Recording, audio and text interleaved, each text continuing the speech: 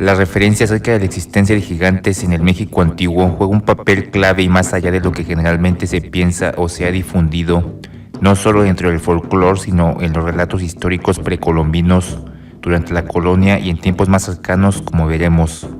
Esto hace el recuento de que una raza de gigantes alguna vez vivió en Mesoamérica y participaron, o incluso ellos solos fueron los responsables directos del levantamiento de varias pirámides y otros sitios megalíticos de la región. Existe gran controversia sobre qué se pueda considerar como gigante. En el caso de las crónicas recogidas por los conquistadores españoles del siglo XVI y posteriores, estos gigantes tendrían una altura aproximada de entre 3 a 3.6 metros. A su llegada, los españoles, que en promedio medían 1.65 metros en aquella época, debieron considerarlos muy altos y los clasificaron como gigantes. Los coautores Jim Vieira y Hugh Newman, en su libro Giants on Record, Gigantes en el Registro, la historia secreta de América, el cual es un recuento de los gigantes o restos de humanos de gran tamaño encontrados por todo Estados Unidos, clasifican como gigantes a los restos de huesos y osamentas que presentan una altura mínima de 2.1 metros. Sin embargo, ellos mismos han investigado reportes periodísticos y publicaciones, sobre todo de finales del siglo XIX y principios del siglo XX, en donde se describen osamentas muy por arriba de los 2.1 e incluso sobre los 3 metros de altura. El Codex Rios, Codex Vaticano A, es una traducción al italiano del Códice Telleriano Ramensis, atribuido parcialmente a Pedro Ríos, un fraile dominico que trabajó en Oaxaca y Puebla. Detalla en gran extensión una historia acerca de guerreros aztecas peleando en contra de hombres gigantes. De acuerdo a la mitología azteca, los Quinametzin o Quinames, los antiguos, fueron unos gigantes que poblaron el mundo durante la era del sol de la lluvia, la cual concluyó cuando el dios Quetzalcóatl los castigó por su conducta impía e hizo llover fuego a fin de exterminarlos. Sin embargo, varios de ellos se las arreglaron para escapar de la catástrofe y, de acuerdo a la mitología azteca, estos se reagruparon y posteriormente se les atribuye la construcción del complejo piramidal de Teotihuacán y Tlachihualtepetl, más conocida como la Gran Pirámide de Cholula. Los aztecas incluso enumeran adicionalmente el nombre de otros gigantes fundadores de otros complejos y ciudades, entre los que destacan, por ejemplo, Tenoch, fundador de la ciudad de Tenochtitlan, o el gigante Xelua, constructor de la anteriormente citada pirámide de Cholula. También los tlaxcaltecas relataban que en tiempos previos a la conquista española, ellos mismos habían luchado contra los últimos Quinametzin o gigantes. Parece probable que estos nativos de gran tamaño siguieran viviendo entre los aztecas al arribo de los españoles, tal vez en pequeño número o aislados en las cercanías de las ciudades. Uno de tales gigantes, llamado Tzilacatzin, es nombrado en el Código Florentino, escrito por el religioso franciscano de origen español Bernardino de Sahagún a finales del siglo XVI. En él se describe cómo durante la toma de Tenochtitlan el gigante Tzilacatzin mató a varios españoles lanzándoles piedras enormes y dirigiendo a los guerreros tlatelolcas, que en un principio no se atrevieron a atacar a los invasores. El Código Durán, escrito por el fraile dominico Diego Durán a finales del siglo XVI, hace un recuento de la historia de los mexicas desde su mítica salida de Chicomostoc hasta la llegada de los españoles. Ahí el fraile hace referencia a los gigantes Quinametzin que fueron avistados por los conquistadores a su llegada al Nuevo Mundo. Una de tales anécdotas contadas por el fraile dice como sigue: no se puede negar que ha habido gigantes en este país. Puedo afirmar esto como un testigo ocular porque he conocido hombres de monstruosa estatura aquí. Creo que hay muchos en México que recordarán, como yo, un indio gigante que apareció en una procesión de la fiesta de Corpus Christi. Aparecía vestido con seda amarilla y una alabarda en el hombro y un casco en la cabeza, y él era 1 metro más alto que los demás. Depende de las distintas fuentes novohispanas que difieren entre ellas. Unas afirman que los Quinametzin fueron exterminados por una lluvia de fuego y en otras fuentes por una lluvia torrencial, un diluvio. Lo cierto es que en algunas se describe que los Quinametzin gigantes que habían sobrevivido fueron exterminados por un grupo de mercaderes provenientes de la costa, quienes tenían la intención de ocupar sus tierras. El historiador novohispano, considerado también el primer historiador de la ciudad de Puebla, Mariano Beitia, cuenta que cuando ocuparon las riberas de Atoyac, los olmecas xicalancas se encontraron con gigantes desnudos y despeinados que cazaban aves y animales terrestres y comían frutas y hierbas silvestres. De acuerdo con Beitia, en el año 107 después de Cristo, los olmecas xicalancas, quienes pagaban tributo a los Quinametzin, se cansaron de su situación, decidieron liberarse y les tendieron una trampa para matarlos. Prepararon un banquete en su honor y esperaron a que estuvieran ebrios para acabar con todos ellos. En el libro Ancient Giants of the Americas, los antiguos gigantes de las Américas, de Xavier Hayes, formula la siguiente reflexión. ¿Acaso los nativos de menor tamaño cruzaron el puente de tierra de Beringia desde Asia, mientras los indios gigantes lo hicieron navegando desde las regiones del Pacífico Sur? ¿Estuvieron los denisovanos alguna vez relacionados con los antiguos gigantes? Y continúa. Estos fueron los mismos gigantes que, de acuerdo a los aztecas, construyeron la pirámide redondeada de Cuicuilco, la cual, de acuerdo incluso a la historiografía oficial, se afirma que es la más antigua de las Américas.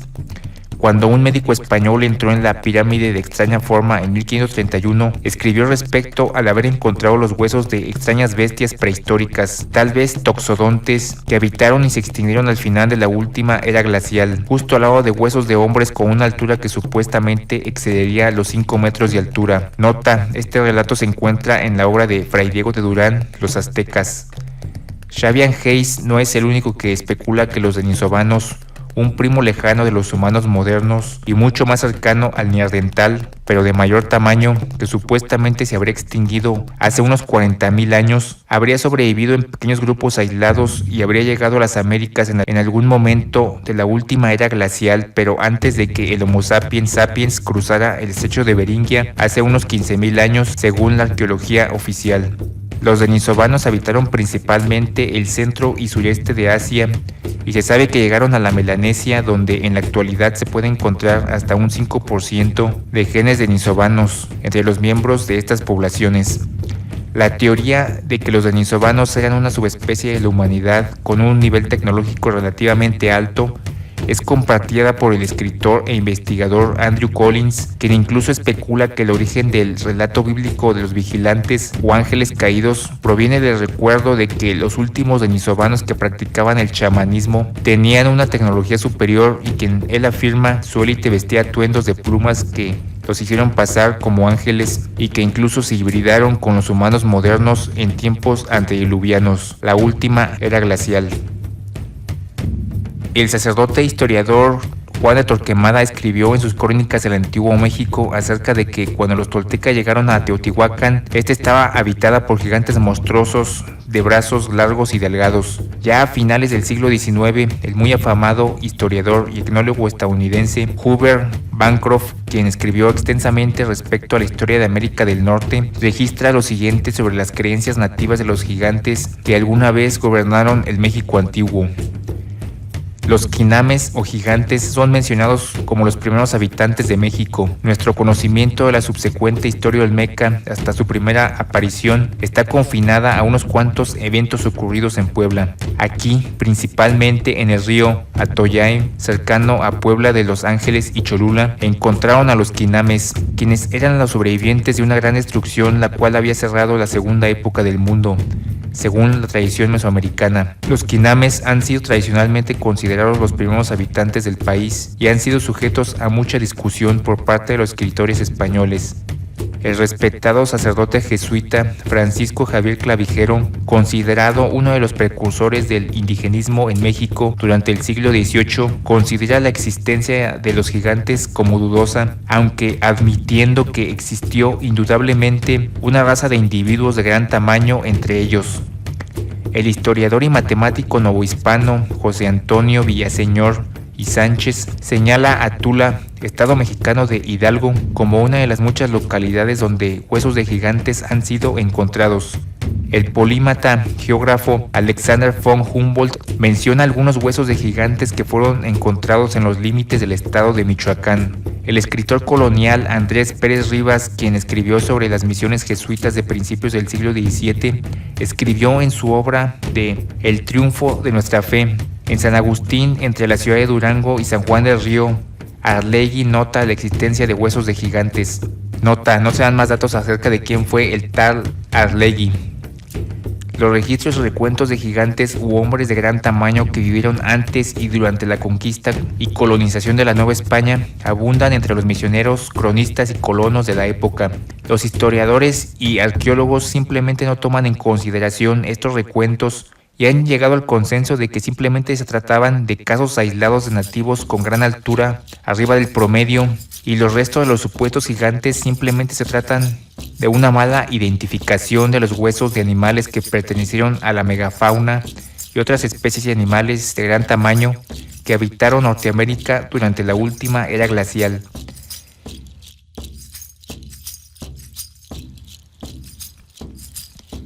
El territorio mexicano no es un caso aislado de avistamientos de hombres de gran altura durante la conquista de América.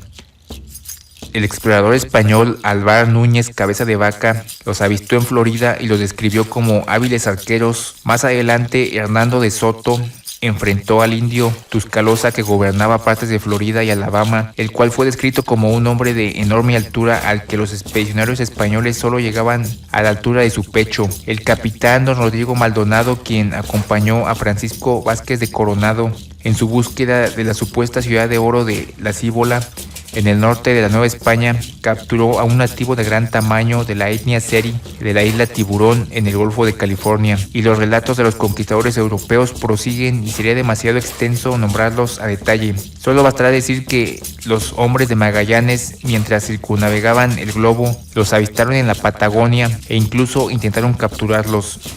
Y los registros continúan. Ya en tiempos recientes, a principios del siglo XX, antes del establecimiento del dogma darwiniano y cuando existía una mayor apertura para hablar sobre el tema de los gigantes sin ser tachado de anticientífico, lunático o supersticioso, se registraron varios descubrimientos de restos de osamentas de hombres de gran tamaño a las que se clasificaban como pertenecientes a una raza de gigantes. En un reporte del 3 de febrero de 1909, el New York Tribune reporta: las noticias fueron recibidas aquí desde México que en Ixtapalapa, un pueblo a 15 millas al sureste de la Ciudad de México, se ha descubierto lo que se cree es un esqueleto de un gigante prehistórico de tamaño extraordinario. Un peón que excavaba los cimientos de una casa encontró el esqueleto de un ser humano de 15 pies, 4.5 metros de alto, y quien debió haber vivido hace épocas a juzgar por el estado osificado de los huesos. Rómulo Luna, juez de distrito, ha tomado posesión del esqueleto, el cual está completo con excepción del cráneo. El juez Luna afirma que, tan pronto como la búsqueda por el cráneo finalice, el esqueleto será dirigido al Museo Nacional de México, el cual tiene una inapreciable colección de antigüedades aztecas. El descubrimiento ha revivido la antigua leyenda azteca acerca de que en una era prehistórica, una raza de gigantes vivió en el Valle del Anáhuac. Estos gigantes, conocidos como los Quinametzin, según la leyenda, fueron posteriormente destruidos por los olmecas, los cuales perecieron a su vez en un terremoto interpretado como una expresión de la ira de Dios. Otro recuento destacado es aquel del descubrimiento de un supuesto pueblo en donde se encontraron restos de gigantes con cráneos elongados, supuestamente acaecido en 1930 en el estado mexicano de Sonora, el cual resulta curioso pues en el año de 2012, en el mismo estado pero en el pueblo de Onavas, el Instituto Nacional de Antropología e Historia de México anunció el descubrimiento de 13 restos de individuos con deformación craneal artificial, lo cual es sin precedentes dado que en aquella región no se tenía conocimiento de esta práctica entre los nativos. El recuento del New York Times de la época dice lo siguiente: Tucson, Arizona, 1 de diciembre, AP. Se ha realizado el aparente descubrimiento de restos de una raza de gigantes en Zayopa, Sonora, un pueblo minero a 300 millas al sur de la frontera con México. G.E. Cocker, un ingeniero de minas, reporta que los trabajadores, al aclarar el terreno de un rancho cerca del río Yaqui, desenterraron en un cementerio con cuerpos de hombres con un promedio de 8 pies, 2.4 metros de alto de nivel en nivel. Los cráneos de los esqueletos, dice Cocker, son especialmente largos. El investigador el Dr. Paxton Hayes, quien se interesó por el descubrimiento, decidió darle seguimiento y viajó a Sonora. Se hizo amigo de los indios yaquis de la región y estos supuestamente le mostraron la localización de un establecimiento en donde encontró los restos de unos 34 individuos de gran estatura, unos 2.2 metros de alto. Sus descubrimientos fueron cubiertos por la prensa de la época e incluso esta llevó unas túnicas recuperadas al Instituto Smithsonian, quien se dice las conservaron, pero sin darle mayor seguimiento a tales evidencias. De hecho, se conservan algunas fotografías y recuentos de la época, pero los reclamos del Dr. Paxton Hayes se han diluido en el tiempo. Los reportes de la época son principalmente de corresponsales norteamericanos que llevaban noticias a su país y muchas veces no eran detalladas de manera adecuada como se hace en la actualidad. Sin embargo, aportan indicios que podrían confirmar la existencia de una raza de gigantes, o mejor dicho, hombres de enorme tamaño, incluso para los estándares actuales, que posiblemente habitaron el México antiguo antes del desarrollo de las grandes civilizaciones que ocuparon la región de Mesoamérica y América en general. Por otra parte, los reportes del desenterramiento de restos de gigantes eran muy abundantes y periódicamente reportados en los diarios a lo largo de todos los Estados Unidos desde mediados del siglo XIX y la primera mitad del siglo XX, cuando repentinamente dejan de aparecer en la prensa de gran difusión. En uno de tales reportes que puede considerarse ambiguo, aparecido en el New York Times, se puede leer una breve nota que dice lo siguiente: Boston, 3 de mayo de 1925. Charles C. Clapp, quien ha recientemente retornado de México, en donde ha estado encargado de los intereses mineros de la W. Lawson, ha llamado la atención del profesor Agassiz por un resaltable descubrimiento que él mismo ha hecho. Él encontró en México una cueva que contenía unos 200 esqueletos de hombres, cada uno arriba de los 8 pies, 2.4 metros de altura. La cueva evidentemente fue el lugar de enterramiento de una raza de gigantes quienes antecedieron a los aztecas. El señor Clapp compuso los huesos de uno de los esqueletos y encontró una longitud total de 8 pies y 11 pulgadas, 2.7 metros. Sus molares eran tan grandes como para quebrar un coco. Su cabeza medía 18 pulgadas, 38 centímetros desde la frente hacia atrás. Estados Unidos es la región donde más descubrimientos de gigantes se han hecho en América. Durante la colonización de sus inmensos territorios casi deshabitados durante el siglo XIX, se tuvo que iniciar todo desde cero. Se tuvieron que realizar labores de construcción, excavación, minería, obras hidráulicas y cimentación. Los restos de gigantes comenzaron a aparecer, sobre todo debajo de los llamados montículos de tierra que tan abundantemente se encuentran en la región de los Grandes Lagos, la región histórica de Nueva Inglaterra y la cuenca del Mississippi. Prácticamente la totalidad de las culturas nativas americanas poseen leyendas acerca de la existencia de gigantes en un pasado remoto, a los cuales se los describe como hostiles, casi siempre caníbales. En la región del lago Michigan abundan las leyendas con muchas evidencias metalúrgicas y arqueológicas sobre una raza de gigantes de cabello rojo que realizaron actividades comerciales al intercambiar cobre que era tan abundante en esa región con, por increíble que parezca, la cultura griega minoica de Creta durante la Edad de Bronce. Por espectacular y poco difundido que este contacto transoceánico pueda parecer, cada vez hay más arqueólogos oficialistas y revisionistas que aceptan que estos gigantes pudieron cruzar el Atlántico y también fueron los responsables de los dólmenes y megalitos de la Edad de Bronce encontrados en Europa Occidental y que tanto se parecen a los que se encuentran en la región de Nueva Inglaterra. Al examinar los reportes periodísticos y crónicas regionales, los cuales se pueden encontrar por cientos sobre los gigantes desenterrados, encontramos que una gran cantidad de ellos lo describen con mandíbulas muy prominentes y, en muchos casos, con deformación craneal. Curiosamente, se han encontrado jeroglíficos mayas que representan manos con 6 dedos, una condición conocida como polidactia. Se sabe que los mayas practicaron la deformación craneal y también cuentan con leyendas acerca de la destrucción del mundo por medio de un diluvio en tiempos muy remotos. No vamos a abundar en el tema, lo cual nos alejaría del tema del video. Solo señalaré que personalmente conocí en la Sierra Central Mexicana personas de origen étnico indígena arriba de los 1.8 metros lo cual por supuesto no es ni de lejos algo que pudiera considerarse extraordinario, aunque sí para los estándares anatómicos de la población general que habita esa región y que mide en promedio debajo de los 1.7 metros de altura. Lo que más llama la atención, sin embargo, en todo caso, es que en esta región serrana, la Sierra Gorda Queretana, existen varios casos de polidactia, 6 dedos en cada mano para una población tan reducida. Esto puede ser indicio del legado genético tal vez ya diluido de una raza de hombres de gran altura que habitaron las Américas antes incluso del desarrollo de las culturas madres en el continente americano, y que incluso pudo existir antes de que el Homo sapiens sapiens hubiera cruzado el puente de Beringia.